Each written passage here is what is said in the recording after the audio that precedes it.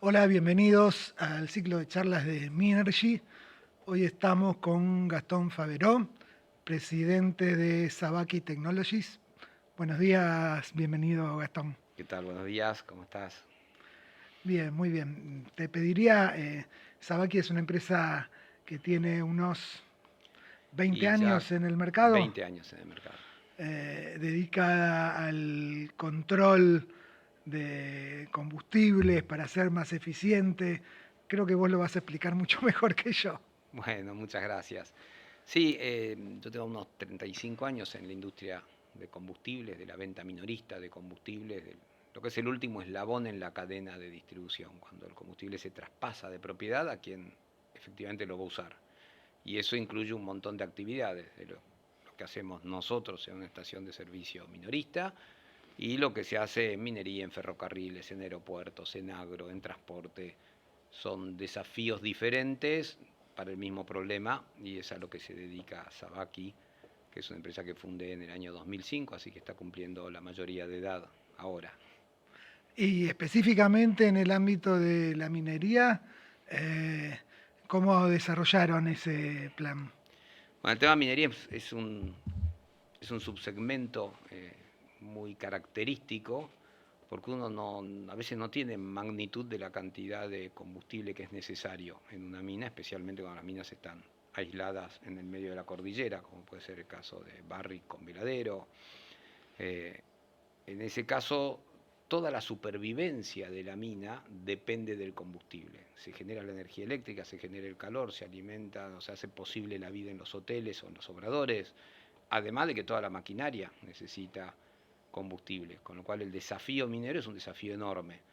Para darte una idea de magnitud, las estaciones más grandes de servicio de la ciudad de Buenos Aires, en su mes pico, consumen más o menos 1.200.000 litros de combustible. Al campamento veladero teníamos que subir 7 millones de litros Oh. permanentemente, todos los meses, corrido. Y además ellos tienen un desafío enorme que es la seguridad frente a posibles temporales. Entonces necesitan tener 30 días de combustible Garantizados. garantizados. Eso significa que si en un momento hubo 15 días de tormenta y ese stock bajó a 15 días, después hay que seguir llevando 7 millones de litros por mes, pero aparte hay que lograr reponer ese stock que se bajó. Entonces hay desafíos logísticos enormes, la cantidad de camiones que tienen que recorrer esas 8 o 9 horas de ruta llevando combustible todos los días. De nuevo, en este ejemplo que nosotros administramos durante más de 10 años, eran 7 camiones todos los días en régimen normal. ¿Y ustedes dónde entran? Porque es una cuestión de control. Quiero decir, el camión no lo ponen ustedes, el surtidor no lo ponen ustedes, o sí, Eventualmente, eventualmente sí. eventualmente sí, no es nuestro foco principal. A ver, hay tres grandes circuitos en esto. Tenés un circuito que es mover el combustible, el líquido. Hay otro circuito que es mover el dinero para pagar ese combustible. Y hay otro circuito que es la información. Y con esa información controlás absolutamente todo y determinás qué es lo que se recibe, qué es lo que hay, qué es lo que se entrega, cómo se consume y luego cómo se paga eso. Este proceso que podemos llamar de reconciliación, de decir, bueno, cuánto entró, cuánto hay y cuánto sale, y que esos números den bien, es fundamental y es a lo que nos dedicamos nosotros. Cuando le haces doble clic a este problema, en realidad suele haber muchos eslabones. Hay un camión que carga en la refinería y que entrega en los tanques aéreos en la puerta de la mina. Hay que reconciliar ese eslabón. Los tanques aéreos reciben el combustible, hay que medir cuánto hay ahí adentro permanentemente y hay que entregarlo al siguiente eslabón que lo va a consumir, que puede ser una planta generadora de energía o puede ser una maquinaria pesada. Pero el combustible siempre es el mismo. El combustible en principio es siempre el mismo. En Digo, sería minería, mucho más todavía problemático si hubiera máquinas que necesitan una fórmula distinta. no, fundamentalmente en minería estás hablando de un diésel aditivado para que pueda trabajar en las temperaturas extremas de la mina y una porción menor ocasionalmente puede haber algo de gasolinas para vehículos livianos, pero en general se unifica casi todo en diésel. En diésel. Pero este diésel especial no perjudica a un motor de una camioneta común, No, no, lo que hace es que no se congele arriba, o sea, nada más. que soporte mejor las condiciones extremas a las que tiene que ir a trabajar. Y nada, hablar de control me resulta que es necesario, sobre todo con los volúmenes que me estás hablando, pero indefectiblemente me suena a control de una vivada tan común como uno puede imaginar, que me imagino que pasa en cualquier lugar del mundo, pero que eh, por un defecto de origen uno se imagina, y claro, porque acá debe haber alguno que se hace un litrito todos los días. ¿Tiene que ver en algún punto también con eso? Eh, a ver, es una parte del problema, por supuesto, no es la parte más importante. Hay que tener en cuenta que, primero, el combustible es un bien absolutamente fungible. O sea, una vez que te fuiste con un bidón de combustible, nadie puede saber de dónde lo sacaste. No hay, existen algunas técnicas de trazabilidad química y demás, pero no son eficientes. Segundo, es explosivo, lo cual lo hace muy peligroso. Tercero, es sucio, contamina. Entonces, los principales problemas o los principales riesgos que nosotros tenemos que mitigar es que no puede haber un accidente, no puede haber un derrame, no puede haber una explosión. No puede porque no queremos contaminar, no puede porque no queremos que nadie se lastime, pero yendo a algo más básico y económico, si alguna vez estuviste en una mina y viste cómo es la operación, si en un momento hay un accidente, se manda un aviso a todo el mundo por radio diciendo hay un accidente, lo tenemos que atender, silencio de radio, nadie se mueve donde está. Se paran todas las máquinas, vos venís por una pick-up por un camino, te llega ese aviso, te tenés que estacionar donde estás y esperar porque la prioridad absoluta es atender el accidente. Con lo cual, Entonces, ¿ustedes son caros o baratos? baratísimo, baratísimo. Cuando entendés todo el problema, volviendo ahora sí a algunas cifras y magnitudes, en la minería, en el mundo, si vos bajás los balances de las grandes mineras del mundo, vas a encontrar que el gasto en combustible está entre el 5 y el 8% del gasto total. O sea, es una enormidad eso. Hay lugares como Canadá, donde por ahí hay líneas eléctricas tendidas hasta los centros mineros, entonces hace falta menos. Hay lugares como nuestro país y en medio de la cordillera, donde hay que generar hasta cada kilovatio de electricidad para mantener el campamento, y ahí vas a estar más cerca, por ahí, de un 8%. Imagínate los números de un balance como puede ser el de Barrick Gold, 8% de eso es una enormidad de dinero. Entonces, cualquier mejora que se genere paga inmediatamente los esfuerzos. Y aparte la pérdida ante un eventual accidente, como decís. Eso Ni para hablar. nosotros queda fuera del factor, o sea, o sea, no puede haber accidentes, no nos podemos permitir accidentes y en general en minería se trabaja con muchísima seriedad en ese sentido. Todas las empresas mineras eh, se toman muy, muy en serio el tema de no contaminar, de que no haya accidentes, que nadie se lastime, pues realmente que se te lastime alguien en medio de la cordillera es complicadísimo desde todo punto de vista. Hasta que se te caiga un martillo en el dedo gordo del pie es un problemón. Entonces, eso se toma muy, muy en serio. Y por supuesto nosotros acompañamos con sistemas que hacen que esto no sea discrecional o que no dependa de la persona, sino de que haya procesos impecables que garanticen hasta donde se puede que no suceda. ¿Ustedes serían empleo directo o empleo indirecto en la medición que, que tan atento tiene a todo el mundo sobre si la minería genera o no genera empleo? Esa excelente pregunta. Sin duda genera empleo, es indiscutible. Después todos podemos preguntarnos cómo funciona el derrame, la cascada de eso. Nosotros claramente estamos 2 o 3 eslabones indirectos en el derrame, por así decirlo. Pero también estamos desde muy temprano. Ahora los grandes proyectos de RIGI que han comenzado, que por ahí están a 4 o 5 años de romper la primera piedra buscando cobre adentro, pero hoy tienen que empezar a construir kilómetros y kilómetros de rutas para poder llegar hasta ahí. Después van a tener que construir los obradores, los hoteles, todo el espacio donde se haga posible ese campamento. Y todo eso consume combustible. Entonces, si vos estás construyendo una ruta que suba a la montaña y estás trabajando en los primeros 200 kilómetros, bueno, todos los días puedes enviar un camión cisterna para que alimente a la maquinaria de la obra civil, o podés estacionar en la obra civil, en el obrador, lo que llamamos un trineo, una pequeña estación móvil que cuenta con todas las garantías de seguridad de la estación más avanzada hoy, pero que te permite dejar eso ahí y ir con un camión una vez por semana por ahí. Y entonces los costos de logística mejoran significativamente, el uso de las rutas. Llevar un camión significa mucho más que simplemente llevar el combustible, ¿no? Significa choferes que estén disponibles, a veces hay otras prioridades, ocupar un camión ida y vuelta todos los días es un costo muy alto cuando lo puedes reemplazar de otro modo. Y nosotros jugamos ahí desde el principio. Bien.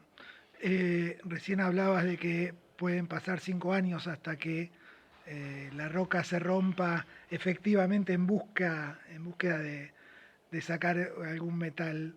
Eh, ¿Crees que todavía hay un riesgo argentino que, eh, que pone en tela de juicio que toda esta montaña de inversión se concrete o que ya es algo imparable? A ver, se me contraponen dos visiones, ¿no? Por un lado me ves el pelo. ¿Te gustaría decir una cosa? No, Pero por un lado el color de mi pelo delata que el riesgo argentino lo conozco muy bien y lo he vivido en muchos ciclos ya, y es difícil para cualquier persona de mi edad decir, acá no va a pasar nada. Por otro lado, la contundencia de lo que está pasando hace que yo creo que ya sea irrefrenable, porque a nadie le convendría que esto ya no suceda. Tomemos algunos números. El año pasado aproximadamente Argentina exportó 6.000 millones de dólares provenientes de la minería. Es un 30% más que el año anterior. O sea, es un crecimiento súper significativo. Ahora, países como Perú exportan 40.000 millones de dólares. Con lo cual, el potencial de crecimiento para Argentina, que tiene yacimientos descubiertos más grandes que los de Perú y los de Chile, bueno, es realmente enorme. Y eso en la cascada económica le conviene a todo el mundo. O sea, después nosotros tenemos nuestros temas de jurisdicciones, que la provincia pelea con el municipio, que todos queremos ver dónde va a parar. Sí, a mí por que me supuesto, toca. claro, vos querés que llegue en publicidad a tu medio y yo quiero que llegue a inversiones serias en el control de los combustibles, y bueno, pero se están acomodando y se están haciendo bien las cosas. Yo escucho un nivel de diálogo que no lo escuché antes, por esa costumbre que tenemos los argentinos, no ponernos de acuerdo ni siquiera en el consorcio del edificio. Bueno, eso está viendo una evolución enorme. Hoy yo vengo de la feria de minería de la semana pasada en San Juan y escuché debates que nunca había escuchado. Te puedo ilustrar con Como uno que se han muy... pasado algunas páginas y que hay que cosas por lo que menos se parece puede que ya debatir no. y hablar. Uno que escuché que me llamó la atención, siempre está el tema del agua. En San Juan está el tema del agua. San Juan tiene yacimientos enormes, tiene un potencial minero infinito, pero tiene poca agua. Tiene poca agua hasta para abastecer a las mismas poblaciones y el agro, que también es otra base de la economía sanjuanina. Escuché cosas muy interesantes. Por un lado hay un proyecto que es una planta desalinizadora en el Pacífico llevando agua hasta las minas para poder procesar el material. Que en Chile ya se está practicando ese ¿Qué dice que método, se hace? ¿no? Imaginemos la dificultad que tiene eso, aparte de atravesar una frontera, aparte de estar Y una dependiendo de un cordillera. país vecino para una producción propia, ¿no? Otro proyecto es decir, bueno, nosotros necesitamos esa agua, la vamos a usar arriba porque viene de deshielos, pero no se preocupen, va a seguir circulando y muy limpita y eso por supuesto le da mucho miedo a mucha gente. Pero el debate que escuchaba ahora es la Argentina tiene exceso de agua en muchos lugares y falta de agua en otros lugares. Entonces toda la pampa húmeda todos los años sufre anegamientos que de hecho afectan la producción de nuestros bienes agropecuarios, con lo cual nos pegan las exportaciones agropecuarias cuando un campo se inunda.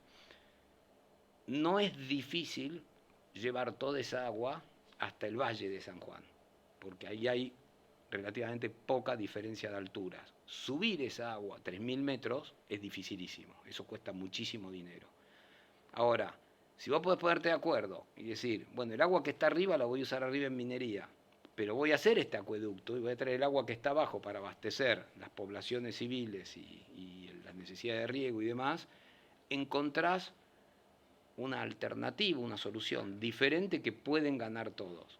Yo no estoy en condiciones de analizar si Sí, es así, me pero me imagino que interesó el debate. estás hablando de un nivel de inversión que Vimos que se tal hizo vez no para es. llevar el petróleo al puerto en el Atlántico y que salga, ¿y en cuánto tiempo se hizo? O sea, no es una locura.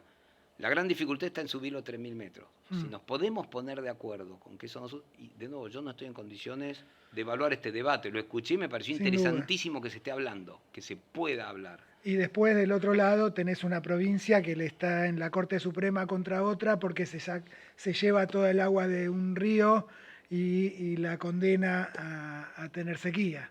Quiero decir, para poner las dos caras de la Totalmente moneda, de acuerdo, y creo que lo interesante que vi la semana pasada es a todas las partes conversando. Pues si todos nuestros debates y conflictos terminan en la Corte Suprema, el país no se mueve. Ahí aparece el riesgo argentino, que todo se para. Siempre puede haber un amparo, puede haber una parte interesada, puede haber otra parte.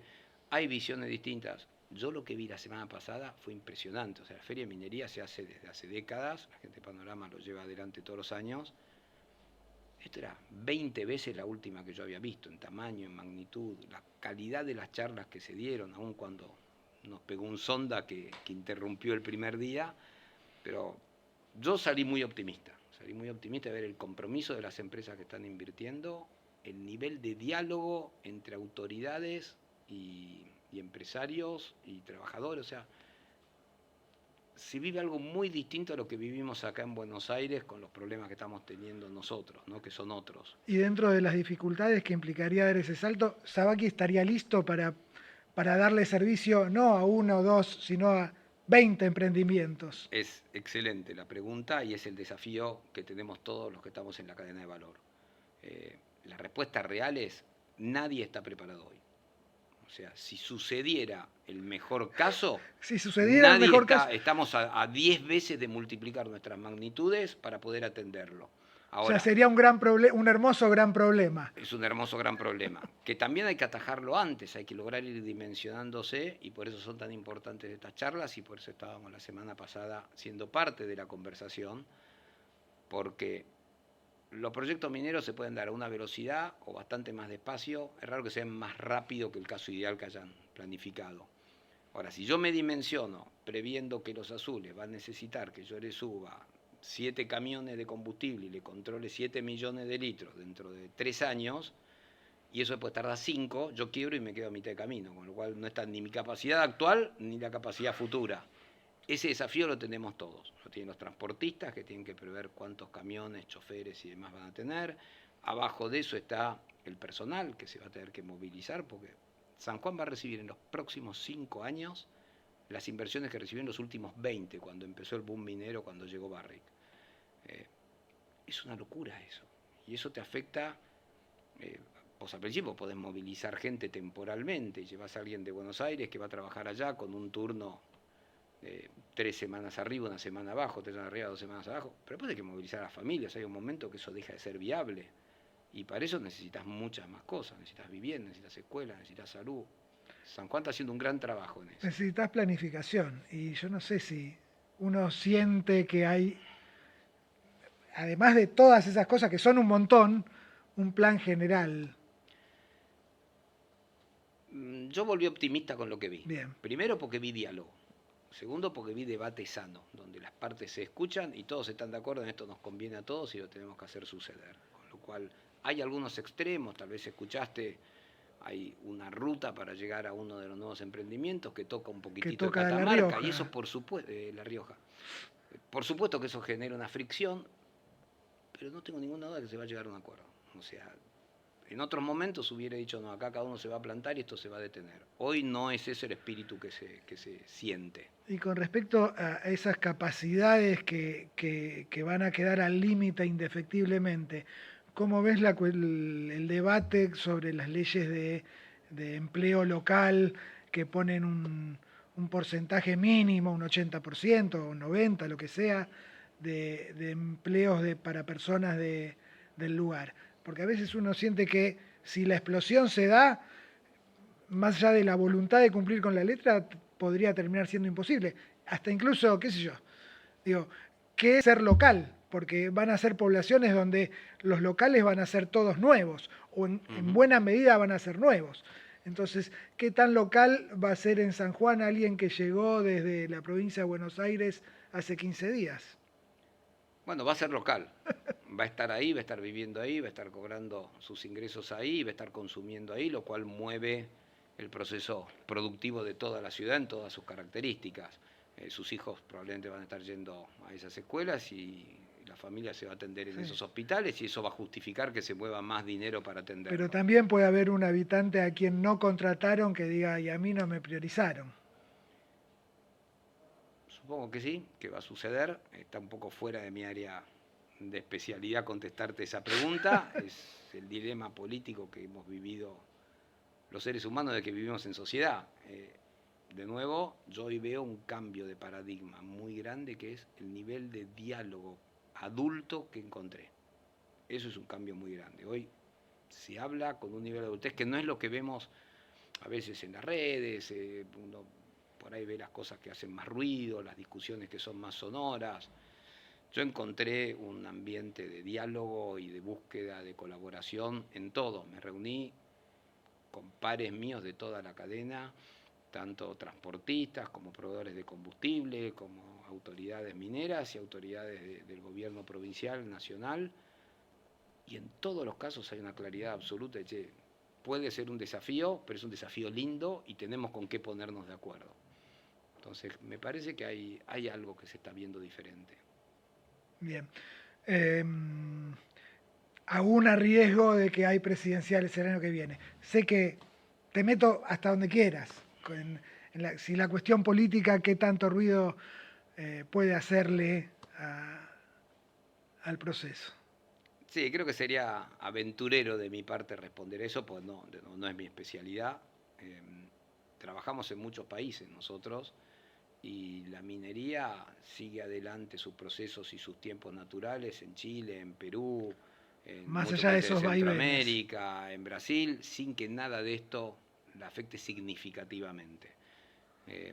Yo creo que hoy hay en Argentina un cambio de paradigma, hay una aceptación social a la minería responsable, hay un entendimiento de que la minería puede ayudar a Argentina mucho si lo hacemos bien, muchísimo, y todas las partes están interesadas en que eso suceda. Después, por supuesto, si a mí me toca representar a gente que no tiene vivienda, y voy a estar luchando muy fuerte para que la cascada vaya a construcción de una vivienda digna, no me lleves a la gente a vivir de la peor manera. Y es fantástico que eso suceda. Y esa gente está representando esos intereses.